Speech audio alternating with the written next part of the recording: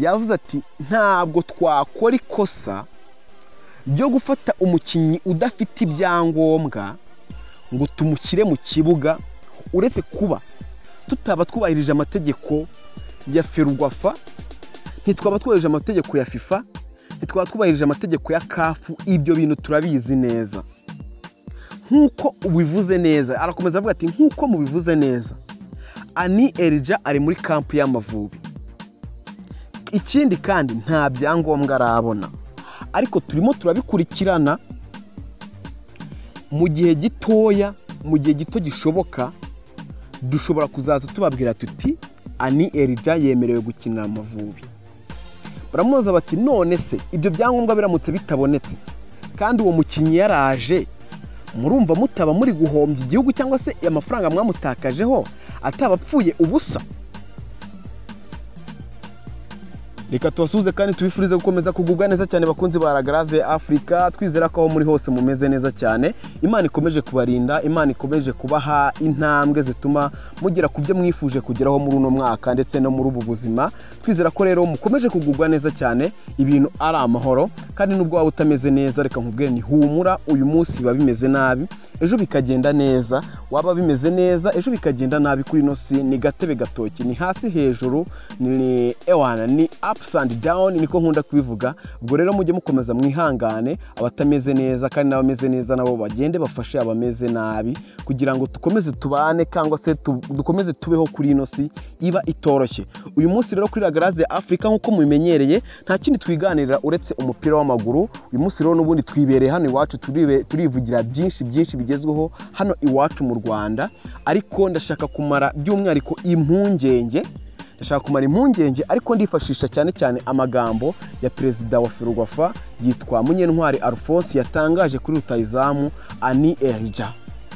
Ni mu kiganiro n'itangazamakuru uyu muyobozi wa Ferwafa yitwa Munyentwari Alphonse yagiranye n'abanyamakuru bakurikira umupira w'amaguru hano mu Rwanda. Ubwo hari nyuma y'inama n'inteko rusange ya Ferwafa isanzwe, inama yaganiraga kuri byinshi, ngira ngo twakoze inkuru ivuga bijyanye n'amafaranga azakoreshwa muri uno mwaka cyangwa se n'ibyinshi byatangajwe kuri iyo nama.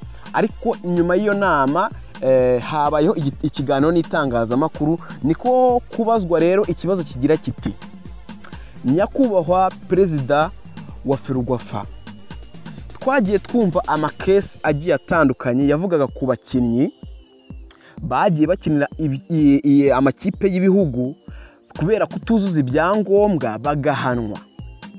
None ko bivugwa ko Ani Elija rutahizamu wa Bugesera ari muri kampu y'Amavubi, kandi bikaba bizwi neza ko Ani Elija nta cyangombwa giturutse muri FIFA kimwemerera kuba yakinira ikipe y'igihugu Amavubi, ubwo ntimushaka gukoza isoni abanyarwanda kandi twabonaga ko ibintu bishoboka?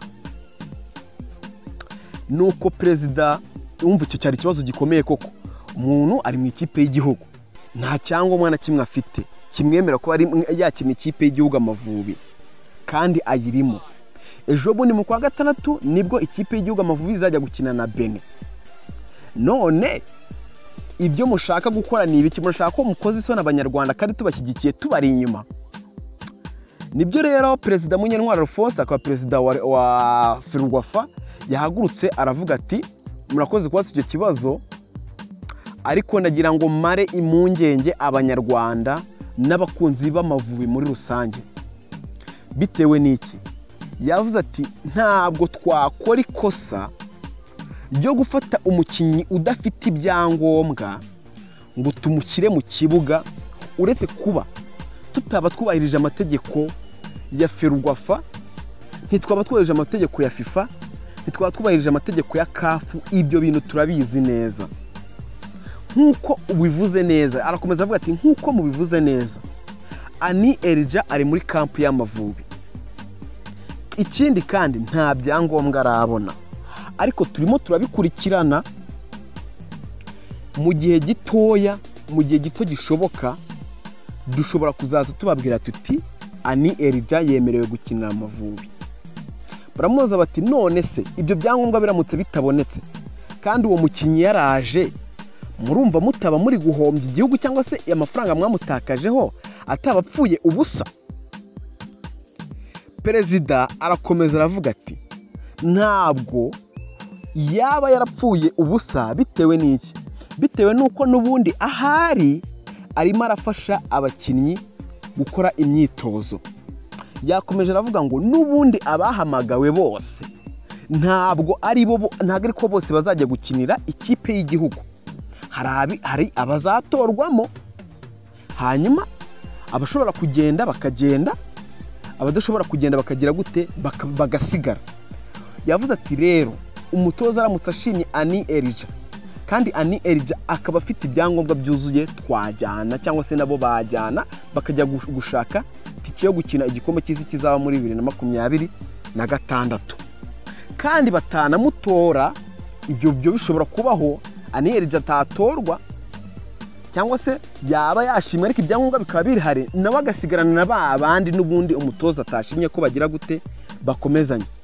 Arabwira ati rero nimuhumure, nimutuze, ntabwo twakora iryo kosa. Ani Elija ari mu ikipe y'igihugu Amavubi, ari gukorana kampu n'abanyarwanda muri rusange n'abandi bakinnyi muri rusange. Umutoza namushima kumujyana ni kimwe, ariko no kuba afite ibyangombwa ni ikindi. Ntabwo twakora ikosa ryo kuba twafata umukinnyi udafite ibyangombwa ngo agende akine ikipe y'igihugu Amavubi. Ibyo twaruhiye byose byaba ari impfabusa. Dufite abanyamategeko, kandi koko hari abantu nyine b'abahanga byanze bikunze mu Rwanda, n'abanyamakuru nabo ngira ngo ubwabo babyivugira. Si ngombwa ngo ibyo bintu bisabe logique ya danger, ntabwo bisaba imitekerereze ya hatari. Niba umukinnyi adafite ibyangombwa, nta mpamvu yo kuba yajya gukinira ikipe y'igihugu. Ibyo rero nibyo perezida wa Ferwafa yatangaje, ababwira ati natwe rero turi maso, turateganya rwose, turi kubitekerezaho ko ntabwo Ani Elija azakinira ikipe y'igihugu Amavubi nta igihe byose ibyangombwa byaba bitaraboneka. Ababwira ko barimo babisaba, ariko umunsi bizaba byabonetse n'ubundi bizatangazwa, bizamenyekana. Kandi nkunda kubwira abantu ati nta handi ho kubyumvira uburyo byabonetse, process byanyuzemo, nta handi ho kuyumvira uretse hano kuri Ragaraze Africa. Akaba ari nayo mpamvu nkunda kubwira abantu ni mukore subscribe abantu batarayikora, n'abayikoze mukore share, abantu bose nyine bajye biyumvira byinshi biba bigezweho mu mupira w'amaguru. Ubwo rero Ani Elija n'ubundi aracyateganyije cyangwa se aracyateguwe nk'umukinnyi ugomba kuba yakinira Amavubi by'agateganyo. Ari gufasha abandi gukora imyitozo by'agateganyo, nawe ashobora kuzakinira Amavubi nk'uko umutoza yabitangaje cyangwa se yamwifuje. Tukareba uwo musaruro wagiye uba, cyangwa se abantu benshi bagiye bashidikanya bavuga bati Ani Elija niwe mukinnyi twari dukeneye ngo aze akinira Amavubi, dukeneye muri uno mwaka. Rero byinshi bigiye bitandukanye byagiye bimuvugwaho, n'ahandi n'ubundi kugukurikirana ni igihe cyo gukurikirana ngo turebe imyitwarire ye cyangwa se turebe icyo azatanga n'umusaruro azaha Amavubi muri rusange. Ariko abantu benshi baribaza bati ubundi ni ibiki bindi bintu umuntu ashobora kugenderaho umukinnyi akinira ikipe y'igihugu, akinira igihugu cyangwa se atavukiyemo muri rusange. Reka mabwireho bikeya, hanyuma ibindi tuzagenda tubikurikiranaho muri rusange. Ariko ikintu cya mbere nibuka neza nuko agomba kuba nta kindi gihugu yigeze akinira, yaba icy'amavuko cyangwa se ikindi kitari icy'amavuko. Bigomba kuba bivugwa ko nta kindi gihugu agomba kuba nta kindi gihugu yigeze akinira. Ikindi agomba kuba arengeje nibura imyaka 21. Icyo ni cya kabiri. Ikindi kintu cya gatatu, agomba nibura kuba afite umubyeyi umwe uvuka mu gihugu agiye gukiniramo. Wenda ushobora kuba mama wawe ari Umurundikazi, papa wawe ari Umunyarwanda, biba byemewe ko wakinira igihugu cyawe uvukamo muri rusange, cyangwa se ukaba wagikinira bitewe n'icyo wifuza bwo hagati aho ngaho. Niba ari mama wawe cyangwa se ku gihugu cya mama cyangwa se cya papa wawe, ugahitamo icyo ushaka. Ikindi, kuba nibura umaze imyaka 5 mu gihugu ushaka gukinamo, ukaba nibura kimazemo imyaka irenga 5 ugikinamo, kuba urengeje imyaka 18, kuba wagira imyaka 18 ukaba icyo gihugu kimazemo imyaka igera muri 5, uzi imikorere yacyo, uzi ibintu byaho byose muri rusange. Ibyo nabyo bishobora kugufasha kuba wakina ikipe y'igihugu y'igihugu nyine utigeze uvukiramo. ikindi nagiye mbona abantu benshi babivuga nko kuba wenda uje mu Rwanda ugahita ushakana n'umunyarwandakazi, hari icyo nabyo bishobora kuba byafasha bavuga bati uyu mwana ni uw'iwacu, yashyingiriye iwacu, yarongoye iwacu. Ibyo bintu rero nabyo bigatuma wakinira igihugu utigeze uvukiramo bitewe no kuba wenda washatse warongoye wenda umuntu wo muri icyo gihugu muri rusange. Ni byinshi bigenda bigenderwaho, famiye cyangwa se n'ibyangombwa cyane cyane biba byasabwe muri Ferwafa, no kuba wabonye ubwenegihugu mbere na mbere n'ibyo ugomba kubanza kubona ukaba umuturarwanda cyangwa se umuturagihugu w'igihugu ushaka gukiniramo. Ubwo rero Annie Elija bari muri process, ariko bavuze ko n'umundi Annie Elija atakoreshwa igihe ibyangombwa bye bitaba bitunganye. Ubwo rero Abanyarwanda muhumure, dutegereze umwanzuro cyangwa se dutegereze n'umusaruro wa Annie Elija, niba azakinira ikipe y'igihugu cyangwa se niba atazanagikinira. Niba azagikinira tuzareba umusaruro azatanga, cyangwa se niba atazanagikinira ibyo tuzabireba muri rusange, kandi nta handi ho kumva impamvu na byinshi byerekeranye n'ino case y'Amavubi ni hano kuri La Garage Africa.